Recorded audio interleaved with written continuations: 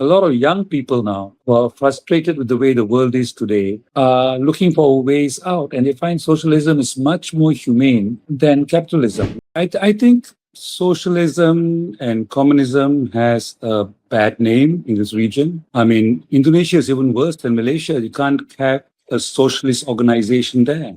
It's just banned. Whereas in Malaysia, it's, well, not exactly welcome. We had, 60, 70 years ago, there was a big tussle for the independence movement, between the left and the right, and eventually the left lost that particular tussle. And the victors basically painted socialism, painted communism as violent, as authoritarian, as cruel, as terrorism, as anti-religion. And much of that still sticks. So in fact, when we formed the party, there was a debate among us whether we should take on the word socialism or whether we should go under the word of, say, Justice Party or workers. But the argument was that even if we did that, the right wing would still label us as socialists. So it's better to be honest about it. This is what we are. There are many different ways in which the left tried to bring their ideas, their analysis forward. And during the anti-colonial times, end of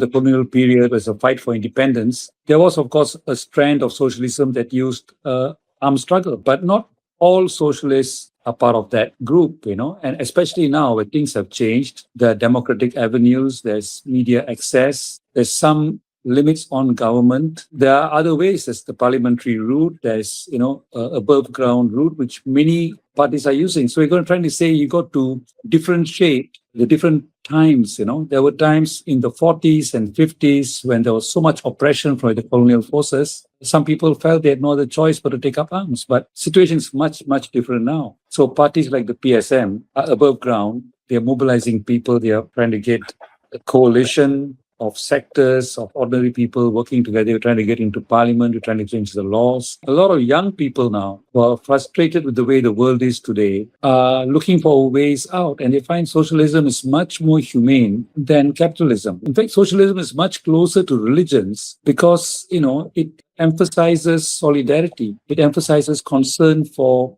the ill, for the poor, for the weak, for the old, which you don't get in capitalist ideology, which is much more selfish, individualistic. So we're getting a lot of people who are coming in because of that, young people looking for answers, who are coming in to join the Socialist Party.